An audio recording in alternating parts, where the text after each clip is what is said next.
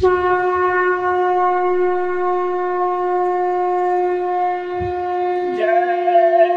गुरुदेव। जय गुरुदेव। यदि कुदरती कहर से बचना है, शाकाहारी रहना है। बाबा जी का कहना साफ, कुदरत नहीं करेगी माफ।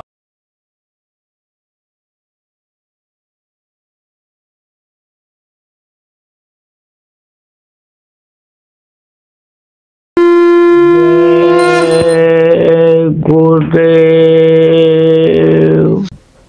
गहरा सागर यह संसारा, अगम अविद्या भंवर पारा। मैं अनविघ्न जानो तरना, ताते प्रभु के लीनी शरणम।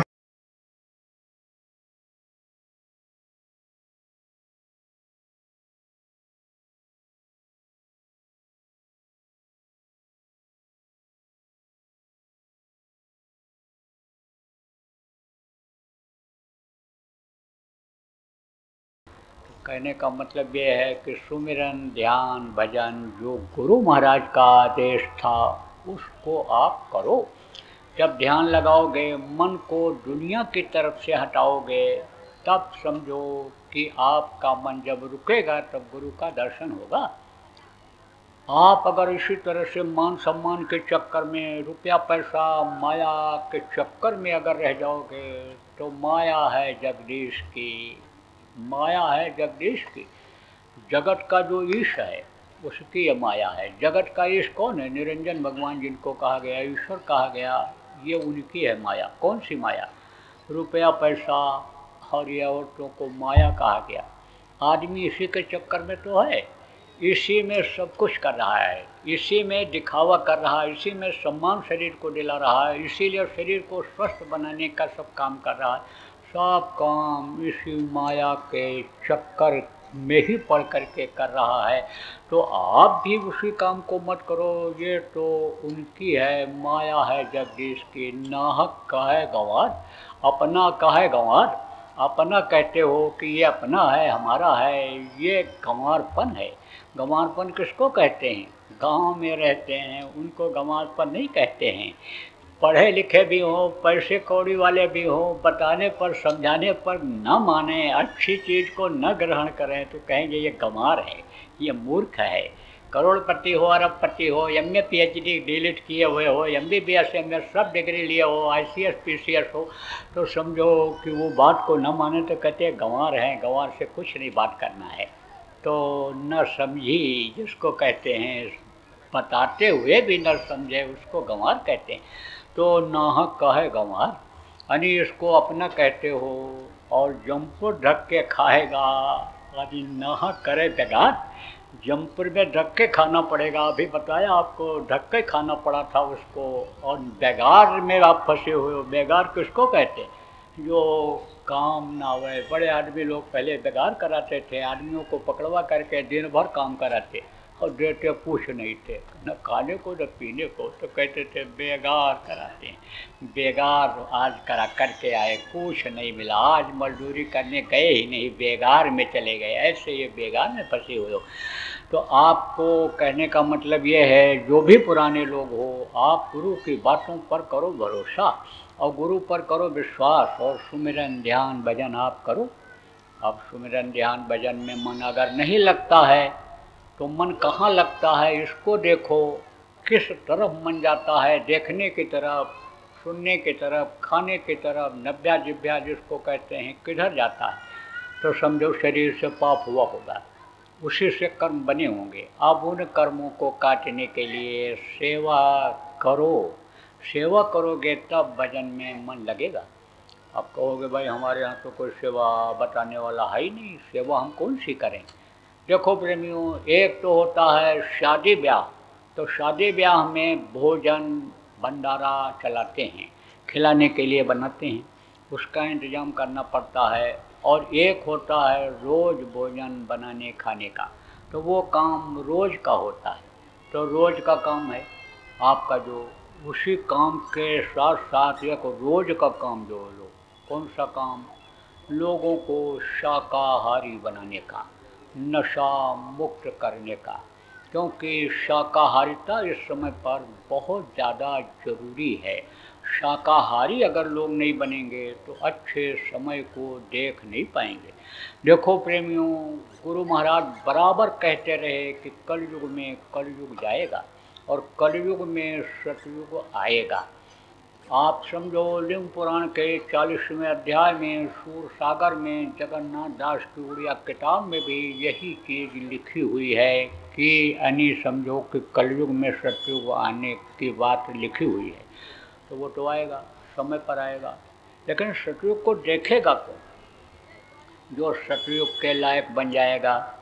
सतयुग में सभी लोग शाकाहारी होंगे, नशा मुक्त होंगे, सभी लोग चरित्रवान होंगे, सभी लोग परोपकारी होंगे, सभी लोग सेवाभावी होंगे, सभी लोग सत्यवादी होंगे, सभी लोग अहिंसावादी होंगे, यानी सत्य बोलेंगे, हर जीव पर दया करेंगे, रहम करेंगे, सेवा भाव लोगों में रहेगा, एक दूसरे की मदद करेंगे लोग, प्रकृति के नियम के खिलाफ काम नहीं करेंगे, प्रकृति को खुश करने का काम करेंगे। तो समय पर जाड़ा, समय पर गर्मी, समय पर बरसात होगी और अन्न जल की कमी नहीं होने पाएगी। ये पवन देवता आंधी तूफान वो अंदर नहीं लाएंगे।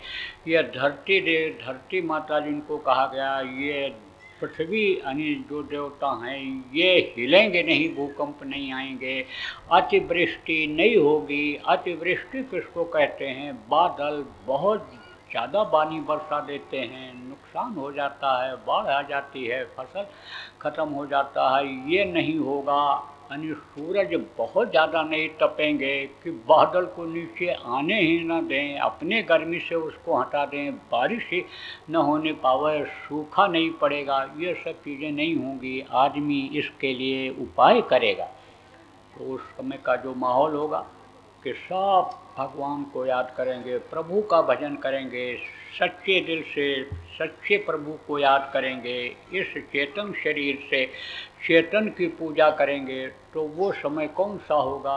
सतयुग होगा। लेकिन सतयुग देखेगा कौन? तो सतयुग के लायक बन जाएगा। ये कलयुगी लोग सतयुग नहीं देख पाएंगे। अब यह भी आपको बताऊँ, बहुत अच्छा समय आ जाए, सतयुग आ जाए और सतयुग देखने लायक कोई न रह जाए, सतयुग वाला न रह जाए, कोई आनंद लेने वाला न रह जाए सतयुग का, तो सतयुग लाने और सतयुग आने का फ़ायदा क्या होगा?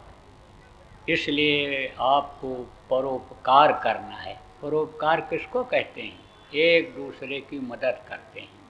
देखो प्रेमियों, आदमी ही परोपकार कर सकता है, जानवर नहीं कर सकते। परोपकार का मतलब क्या होता है? कोई भूखा है, आपके पास है, रोटी खिला दो। नंगा है, आप उसको, कपड़े हैं आपके पास, कपड़े दे दो, उसके दुख को दूर कर दो। लेकिन जानवर नहीं कर पाते। जानवर तो ऐसे सींग मार करके और दूसरे को हटा के खा लेते हैं। आप ये समझो। तो आपको यह अवसर मिला है इस शरीर से, तो आप करो परोपकार। आप किसके शिष्य हो? परमार्थ के कारण दूसरों के लिए ही आप एक तरह से समझो पैदा हुए हो, क्योंकि आप किससे जुड़े हुए हो? गुरु महाराज से जुड़े हुए हो। जय गुरुदेव नाम जो उन्होंने जगाया उससे जुड़े हुए हो। तो आप थोड़ा परोपकार करो, दूसरों को बताओ, समझाओ। लोगों को सबसे पहले शाकाहारी बनाओ। शाकाहारी जब रहेंगे तो दिल दिमाग बुद्धि सही रहेगी। देखो प्रेमियों, शाकाहारी जब रहेंगे, नियत दुरुस्त रहेगी तो कमाई में बरकत होगी, खाने की दिक्कत नहीं रहेगी। जब शाकाहारी रहेंगे रोगी नहीं होंगे। जब शाकाहारी रहेंगे दिल दिमाग सही रहेगा, दूसरे का सम्मान करना सीखेंगे तो उनको भी सम्मान मिलेगा, उनकी भी इज्जत रहेगी। इसलिए ये तीनों चीज़ें ज़रूरी हैं जो मुख्य रूप से हैं। आपको कह दिया जाए भगवान आपके साथ 24 घंटा रहेंगे, लेकिन खाने को नहीं मिलेगा, तो कहोगे नहीं नहीं नहीं, भगवान से ही कहो पहले पेट भरें। कह दिया जाए उठ बैठ नहीं सकते हो, बीमार रहोगे, लेकिन भगवान 24 घंटा पंखा झलते रहेंगे, कहोगे नहीं नहीं नहीं नहीं, हम उनसे सेवा नहीं करवाएंगे, हम ही उनकी सेवा करेंगे। हमको कह दो हम ठीक हो जाएं, स्वस्थ हो जाएं, कह दिया जाए निंदा अपमान आपका हो जाएगा, मुंह दिखाने लायक नहीं रहोगे, इज्जत खत्म हो जाएगी, लेकिन भगवान आपके साथ रहेंगे। कहोगे नहीं, हम जब तक रहें इज्जत के साथ रहें। तो ये भी चीज़ें ज़रूरी हैं। तो ये तीनों चीज़ें कब मिलेंगी? जब दिल दिमाग बुद्धि सही रहेगी। पागल इन चीज़ों को इकट्ठा कर सकता है? अपने भी खाने का इंतज़ाम नहीं कर सकता, अपने कपड़े का, अपने रहने का मकान का इंतज़ाम नहीं कर सकता है। जब बुद्धि उसकी खराब हो जाती है, तो किन चीज़ों के खाने पीने से बुद्धि खराब होती है? इन्हीं चीज़ों के, इनके खाने से बुद्धि काम नहीं करती है। तो खून बेमेल हो जाता है। मनुष्य जब पैदा होता है बच्चा जब पैदा होता है, शाकाहारी खून लेकर पैदा होता है, और आप ये समझो जब मांस खाता है उसका खून बनता है, तो वो शाकाहारी खून से तालमेल नहीं खाता है। और वो जब मिलावट वाला खून ऊपर की तरफ दिमाग बुद्धि पर जाता है, तब बुद्धि ठीक से काम नहीं करती है। देखो, आप शाकाहारी हो, लेकिन तेज तर्राक चीज़ को खा लो, मिर्च मसाले वाली चीज़ों को या जल्दी ना हजम होने वाली चीज़ों को आप खा लो, तो कहते हो गैस बन गई, चक्कर आने लगा, दिमाग काम नहीं कर रहा है। डॉक्टर को दिखाते हो, डॉक्टर कहता ब्लड प्रेशर हाई हो गया, खून का दौरा तेज हो गया। अब खून का दौरा जब तेज होता है, दिमाग काम नहीं करता है। आप देखो, क्रोध ज़्यादा किसको आता है? मांसाहारियों को गुस्सा आजकल देखो ज़्यादा आ रहा है। आप देखो, अपराध, भ्रष्टाचार ये ज़्यादा क्यों बढ़ रहा है? मांसाहार की वजह से, शराब और नशे की चीज़ों की वजह से ये अपराध और भ्रष्टाचार बढ़ रहा है। और अगर यही हाल रहा तो अपराध और भ्रष्टाचार इतना अधिक बढ़ जाएगा कि ये नियम कानून सब एक तरफ ताक पर रख जाएगा। जिसकी लाठी उसी की भैंस होगी। कहा गया जिसके हाथ में होगी लाठी, भैंस वही ले जाएगा। रामचंद्र कह गए सिया से, ऐसा कलयुग आएगा तो समझो कलयुग का असर पूरा दिखाई पड़ने लग जाएगा। इसलिए कलयुग के असर को ख़त्म करने के लिए, कलयुग की और सतयुग की इस लड़ाई में कलयुग को परास्त करने के लिए आपको उसी तरह से प्रेमियों काम करने की ज़रूरत है कि जैसे कृष्ण ने गोवर्धन उठाया और लकड़ी लगाया गोपी और ग्वालों ने, जिनका आज नाम है, जिनकी आज पूजा हो रही, रासलीला हो रही है, जिस तरह से कामराम ने किया, बंदर और भालुओं ने उनका साथ दिया, एक तरह से आज देखो उन्हीं की पूजा हो रही है। राम के अधिक राम का दासा, हनुमान का नाम से अगर तेल और सिंदूर पत्थर पर लगा करके कहीं रख दो तो वहाँ भी फूल पत्ती प्रसाद चढ़ने लगता है। तो आपको थोड़ा सा आगे बढ़ने की ज़रूरत है, लोगों को समझाने की ज़रूरत है, लोगों को बताने की ज़रूरत है कि शाकाहार अपनाओ, कि जिससे बुद्धि दिल दिमाग सही रहे, रोग से बचो। अभी आपने रोग क्या देखा? आप देखना, कहते हो ना, शर्ट मंगनी पट ब्याह, बुजुर्ग लोग कहते हैं। बुजुर्गों को बड़ा अनुभव होता है, बुजुर्गों के पास बैठना चाहिए, सीख लेना चाहिए। अब आजकल के ये पढ़े लिखे लड़के, फटा पैंट पहनने वाले, पीपल के पेड़ के ऊपर खड़े खड़े पेशाब करने वाले ये लड़के बुढ़ों को कहते हैं ये हमको क्या बताएंगे, ये हमको क्या पढ़ाएंगे, ये तो अनपढ़ हैं, 2 दर्जा पढ़े हैं, 8 दर्जा पढ़े हैं, 6 दर्जा पढ़े हैं, हम तो कागज़ का सर्टिफिकेट 16 दर्जा पढ़ने का लेकर आए हैं। कोई तवज्जो नहीं देते। चड्डी बनियान पहनने वाली ये शहर की बहुएं अब जब गांव में यहाँ आती हैं तो इन अनपढ़ माताओं का कुछ समझते ही नहीं है।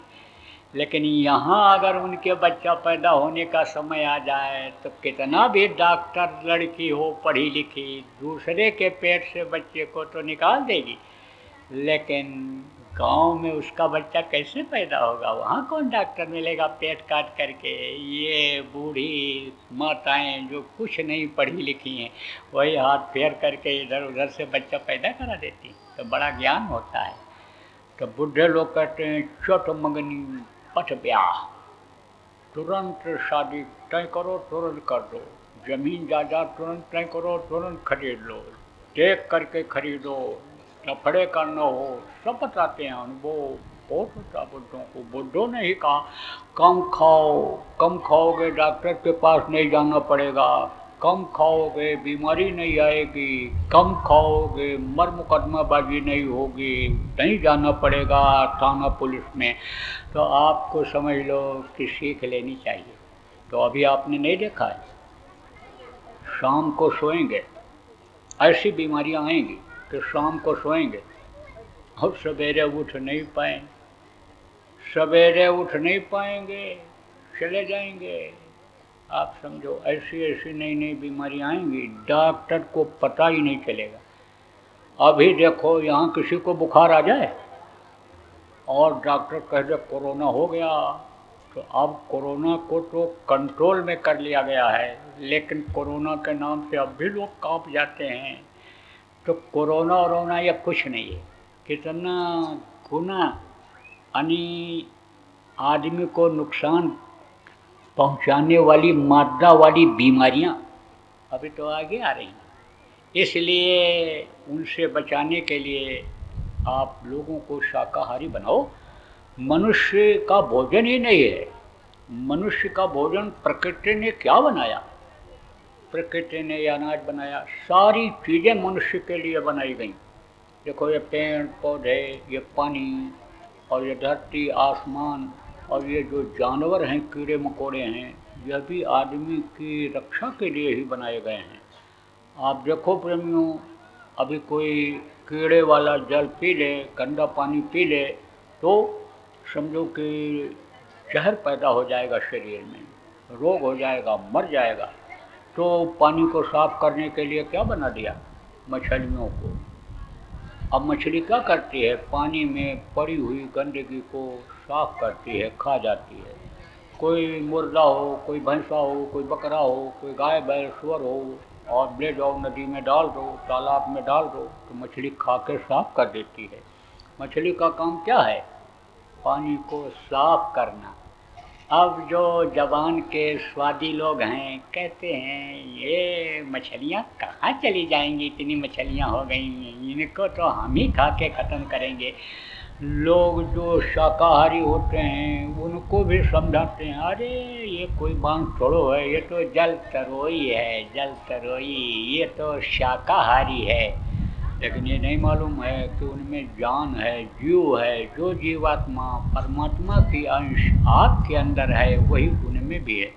सजा भोगने के लिए उसमें डाल दी गई है, 84 में वो वाली भूल रही है। ये नहीं मालूम है कि उसको मारेंगे तो हम भी इसी तरह से, यानी समझो जैसे छटपटा करके मरती है ऐसे हम भी मारे जाएंगे, हमको भी सजा इसी तरह मिलेगी, इसी तरह तकलीफ झेलनी पड़े। ये नहीं मालूम, ये नहीं सुना विचारों ने कि जो गल काटे और का अपना रहा कटाए, साहब के दरबार में बदला कहीं न जाए, बदला देना पड़ता है। समझाने की ज़रूरत है, क्योंकि जहाँ जैसा माहौल होता है, जैसा वातावरण होता है, उसी हिसाब से आदमी पल जाता है, उसी को मानने लगता है, उसी को कहने लगता है, उसी को खाने लगता है, उसी तरह से रहने लगता है। जिस पेड़ पौधे पत्थर को या फोटो को लोग कहते हैं ये भगवान है, उन्हीं को वो भगवान मानने लगता है। तो उनकी गलती नहीं है, आपको समझाने की ज़रूरत है कि भाई भगवान ने बनाया है, मांसाहारी जानवरों को अलग बनाया, शाकाहारी को अलग बनाया, आदमी को अलग बनाया। कैसे ये भी बता दें। देखो शाकाहारी जानवर भी होते हैं, जैसे गाय, बैल, भैंस, घोड़ा, गधा, ये मांस नहीं खाते। देखो मैं तो 20 देशों में गया, 15 देश में तो नामदान दे करके आया, और बड़े बड़े देशों में गया जहाँ किसी को पता ही नहीं कि शाकाहार क्या होता है, मांसाहार क्या होता है, और मांस ही लोग खाते हैं। ऑस्ट्रेलिया में मैंने देखा कम से कम 500 एकड़ की जगह ऐसी थी, वो मोटे मोटे गाय, नील गाय जैसी, एक तरफ से ऐसे 300-400-500 उधर घूम रही हैं, उधर ऐसे चल रही हैं, खा रही। तो वहाँ के आदमी से पूछा, भाई, बोले इनको लोग खाते हैं, बड़े बड़े यहाँ पर कारखाने हैं इनके, काट करके और मांस को पका करके डिब्बे में पैक करके और शहरों में दुकानों पर भेज देते हैं और उसको वहाँ खाते हैं लोग, ले जाते हैं, फ्रिज में रख दिया, गर्म कर लिया, उसको यानी समझो तैयार रहता है, मांस से ही खाते हैं लोग। ये जो रोटी का ब्रेड जिसको कहते हो, इसको यानी समझो कि उसके साथ थोड़ा सा खा लेते हैं। उनको यही नहीं पता है कि शाकाहार क्या होता है, मांसाहार क्या होता है, इसको कोई बताने वाला नहीं। जो लोग जाते भी हैं भारत देश से, वो भी इसका प्रचार नहीं करते हैं, चेला तो बना लेते हैं, यानी समझो भगवान का नाम कोई कुछ बताता, कोई कुछ बताता, लेकिन इसके बारे में डर के हमारे नहीं बोलते हैं कि चेला बनेंगे ही नहीं हमारे। जब हम शाकाहार की बात करेंगे तो जानते हुए, शाकाहारी होते हुए भी नहीं बताते हैं। बताना चाहिए। महात्माओं का काम क्या है, संतों का काम क्या है?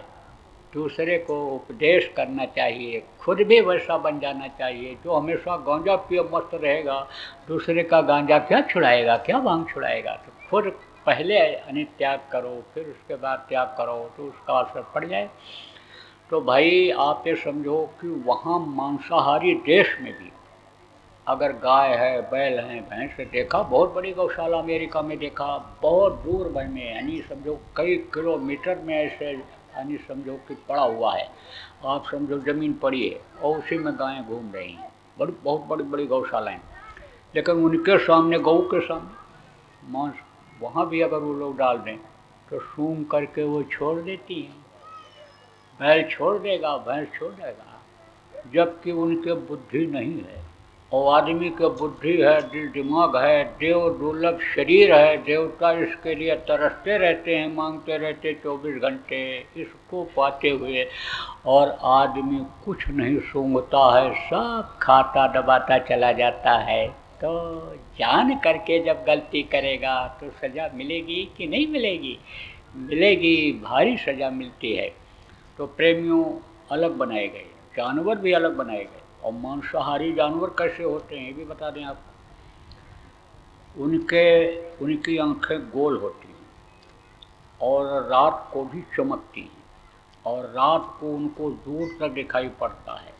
इसीलिए आदमी से या अपने भारी जानवरों से जान बचाने के लिए झाड़ी में, पेड़ों के बीच में इधर उधर छिपे रहते हैं, और जब रात होती है, अंधेरा होता है, तब वो उधर जाते हैं। कहाँ? शिकार में। तो दूर से ही देख लेते हैं, आँख चमकने वाला अगर है वो कोई इस तरह का, तो वो उस पर शिकार कर देते हैं, उसको पकड़ लेते हैं वो। तो उनकी आँखें चमकती हैं। कुत्ते को देखो, रात को भी भूत दिखाई पड़ते हैं, इसीलिए आप देखोगे आपको कुछ नहीं दिखाई पड़ेगा, कुत्ता भौं भौं भौं भौं करता हुआ इससे दूर तक चला जाता है। आप कहोगे न आदमी है, न जानवर है, न कोई कुत्ता है, न बिल्ली है, किसको भौंक रहा है? तो उनकी आंखें चमकीली होती हैं, दूर तक रात में उनको दिखाई पड़ता है। आदमी को रात में दूर तक नहीं दिखाई पड़ता है, आंखें चमकीली नहीं होती हैं। आंखें पैदा होते ही आदमी के बच्चे की खुल जाती हैं, उनकी 3-4 दिन बाद खुलती हैं। और उनका मुंह कैसा होता है? मुंह उनका केवल ऊपर नीचे खुलता है मांसाहारियों का, और आदमी का चारों तरफ से ऐसे ऐसे कर लो, ऐसे कर लो, ऐसे गर्दन घुमा के पीछे देख लो, इधर से ऐसे देख लो, ऊपर उठा के आसमान देख लो, वो नहीं देख सकते हैं। आदमी खाता है तो ऐसे मुंह में ले करके दबा दबा करके, ये जबड़ा हिला करके चारों तरफ से दबा के खाता है, मुंह बंद करके खाता है, और वो मुंह खोल खोल करके खाते हैं। आदमी चारा को यानी जो भोजन है उसको दबा दबा करके रस बना करके खाता है, जीभ में रस ज़्यादा मिलता है, स्वाद मिलता है। वो क्या करते हैं, इसे सीधे निगलते जाते हैं नोच नोच करके। उनकी जो दांतें होती हैं वो नुकीली होती हैं, और वो दांतें समझो कि जब लग जाती हैं तो समझो कि वो ही दांतें यानी लगने के बाद सड़न गलन पैदा कर देती हैं। कैसे? आपको ये भी बता दें, शेर शिकार करता है तो शेर दांत से जब पकड़ता है तो उसके मूछ होती है। मूछ वाले आदमी भी कुछ खाते हैं या कुछ ऐसे जब लेते हैं तो वो चीज़ें उसमें लग जाती हैं बालों में। तो बाल में लगती है उसी जो बाल उसमें लगता है। तो जो शेर का मूछ है, आप ये समझो कि उसमें जहर होता है। पीछे के मूछी बसे, पीछे के पूँछी बसे, यानी समझो केहर के मूछी बसे और दांतन बसे भुजंग और बीछी के पूँछी बसे। आप ये समझो कि बिच्छू के पूँछ में जहर होता है और सांप के दांतों में जहर होता है। वहीं दांत के नीचे ही जहर की थैली होती है। तो सांप का आप ये समझो कि दांत जहाँ लग जाता है, आप समझो कि वहीं से जहर प्रवेश कर जाता है। अब ये ज़रूर है कि कुछ बहुत जहरीले होते हैं, कुछ हल्के जहरीले होते हैं। हल्के जहरीले से जान तो बच जाती है, लेकिन जिसके जहर ज़्यादा होता है उससे उपाय न करो तो आदमी ख़त्म हो जाता है। तो वो शेर के मूछ लगते ही आप ये समझो कि वहाँ पर वो जहर फैल जाता है, सड़न गलन होने लग जाती है। तुरंत इलाज न कराओ तो वो सड़ता चला जाता है। तो ऐसे ही समझो कि इनके जो दांतें होती हैं हिंसक कहलाती हैं। यानी कहने का मतलब हिंसक वो है कि जो हिंसा करे, ख़त्म करे जिस चीज़ को, वो उस तरह की होती हैं। चपटी होती हैं, लंबी होती हैं। और आदमी का जो दांत होता है चपटा होता है और एक तरफ से छोटा होता है, गोल सा होता है, यानी बनावट दांतों में भी होता है। इनको पसीना नहीं आता है, आदमी को पसीना आता है। आप ये समझो प्रेमियों कि ये पानी कम पीते हैं, इनको पानी की कम ज़रूरत होती है। पानी की कमी जब हो जाती है, जैसे आदमी मेहनत करता है तो उसको प्यास लगती है, पानी की ज़रूरत पड़ती है, तो पानी उसको मिलना चाहिए। इनको पानी न मिले तो ये ऐसे जीभ निकाल करके, जैसे कुत्ता है ऐसे हाँफता है, ऐसे हाँफ करके। और ये जो हवा में नमी है उससे ये ताकत ले लेते हैं, हवा की नमी से ताकत ले लेते हैं। इस हवा में भी पानी होता है, कुछ न कुछ पानी गर्मी में भी हवा में रहता है, उससे ये जिंदा रह लेते हैं। तो समझो कि इनके अंदर गर्मी कम होती है, आदमी के अंदर गर्मी ज़्यादा होती है तो पानी ज़्यादा पीता है, पानी की ज़रूरत ज़्यादा होती है। सब देखो इसके शरीर के बनावट के हिसाब से आपको बता रहा हूँ, वैज्ञानिक दृष्टिकोण से आपको बता रहा हूँ। और आप ये समझो कि आध्यात्मिक दृष्टिकोण से भी अब आपको बता दूँ। देखो, लोग बहुत पूजा पाठ करते हैं, हवन जप तप व्रत रहते हैं, तीर्थों में जाते हैं, अनुष्ठान करते हैं, लेकिन वो पूजा कबूल नहीं होती है। क्यों नहीं कबूल होती है? क्यों नहीं खुश होते हैं देवता? इसलिए कि गंदी जगह से पूजा पाठ करते हैं। हाथ भी गंदा, आँख भी गंदा, मुंह भी गंदा, पैर भी गंदा, शरीर भी गंदा। कैसे? जैसे कोई मंदिर है, मस्जिद हो या गुरुद्वारा हो, अब वहाँ पर ले जाओ मुर्दा मांस डाल दो आप, तो कोई पूजा पाठ करेगा? नमाज पढ़ेंगे? गुरु का ग्रंथ पाठ करेगा? पूछो क्यों नहीं करोगे? कहता यहाँ गंदी जगह से भगवान कबूल करेंगे, स्वीकार करेंगे? नाराज हो जाएंगे भगवान। यहाँ पूजा पाठ करने की जगह है, साफ सुथरा होना चाहिए। ऐसे ही मुर्दा मांस जब इस पेट के अंदर जाता है और उससे खून बनता है, रग रग में खून वहीं से जाता है, तो ये रग रग गंदा हुआ कि नहीं हुआ? हाथ से फूल चढ़ाओ, हाथ से प्रसाद चढ़ाओ, हाथ से हवन करो, पैर से यानी समझो पूजा पाठ करने के लिए जाओ, नमाज पढ़ने के लिए जाओ, गुरुद्वारा में पढ़ने के लिए जाओ ग्रंथ का पाठ, तो पैर से गंदे से ही तो गए। मुँह से श्लोक बोलो, मुँह से पाठ करो, मुँह से कुछ भी आयत पढ़ो कुरान की, तो उसी मुँह से, गंदे मुँह से तो कहाँ से वो खुश होगा? इसलिए इसको साफ सुथरा रखना चाहिए। हुजरा जब तक साफ नहीं होगा अंदर का, तब तक उसका दर्शन अंदर में नहीं हो सकता है। इसीलिए कहा दिल का हुजरा साफ कर, जाना के आने के लिए, ख्याल गैरों का हटा उसको बिठाने के लिए। जहाँ पर फ़कीर ने कहा कि अल्लाह अल्लाह का मज़ा मुर्शिद के महखाने में है, दोनों आलम की हकीकत एक पैमाने में है, ना खुदा मंदिर में देखा ना खुदा मस्जिद में है, शेख जी रिंदों से पूछो दिल की आशानी। दिल के आशियाने में ही उसका दर्शन होता है, उसी में मिलता है। लेकिन वो तब दिखाई पड़ेगा जब वो हुजरा साफ रहेगा, जगह साफ रहेगी, जब तब वो उस स्थान पर बैठा हुआ दिखाई पड़ेगा। फकीर ने ही नहीं कहा, कबीर साहब ने भी कहा, जो तिल माही तेल है, जो चकमक में आग, तेरा साईं तुझ में जान सके सो जान। लेकिन जब साफ सुथरा रहेगा तब आप ये समझो प्रेमियों, साफ सुथरा रहेगा तब वो दिखाई पड़ेगा। आप ये समझो गंदगी रहेगी तो नहीं दिखाई पड़ेगा। इसीलिए कहा गया भाई, कबीर साहब ने भी कहा शाकाहारी रहो, कहा मांसाहारी मानवा प्रत्यक्ष राक्षस संग, राक्षसों की संज्ञा दिया। वेद में भी लिखा हुआ है कि वो राक्षस हैं। आपके देखो नानक जी भी कह करके गए, सब राक्षस को नाम जपायो, उन्होंने कहा कि आमिष भोजन उन्हें तजवायो। तो जितने भी आए सब लोगों ने कहा कि ये तो राक्षसी प्रवृत्ति है, जिनको ज्ञान न हो, जिनके बुद्धि न हो, जो खाएं बच्चा पैदा करें, दुनिया संसार से चले जाएं, ये उनकी बुद्धि है।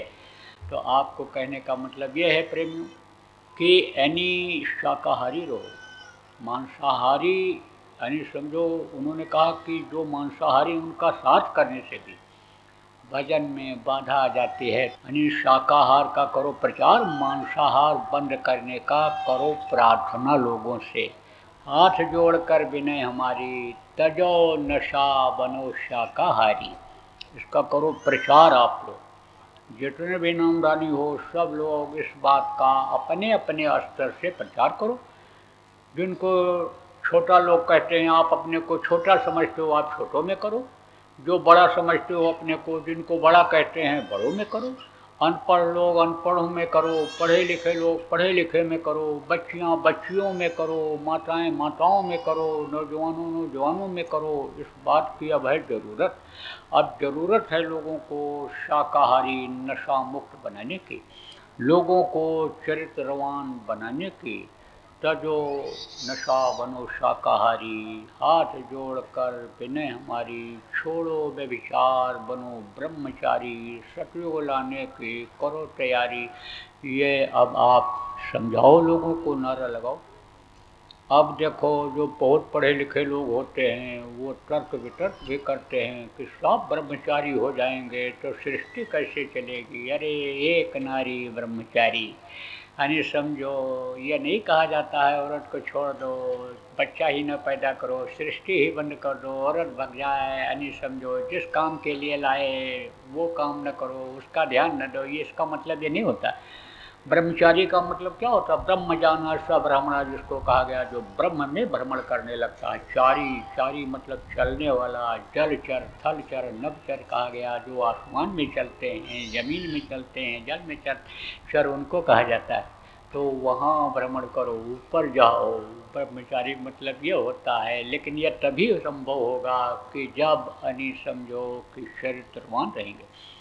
चरित्र अगर नहीं है तो समझो फिर वो चरित्रहीन आदमी बगैर मरी के सांप जैसा होता है, ऐसा हो जाता है, वो कुछ नहीं कर सकता है।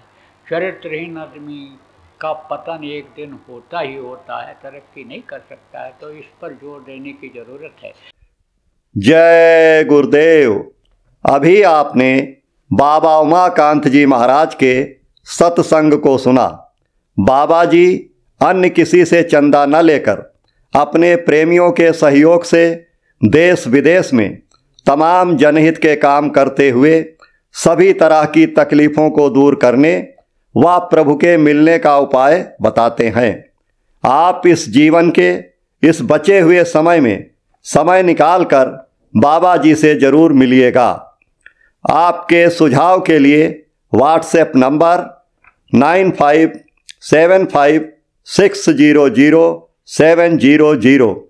जय गुरुदेव, जय गुरुदेव। जय गुरुदेव।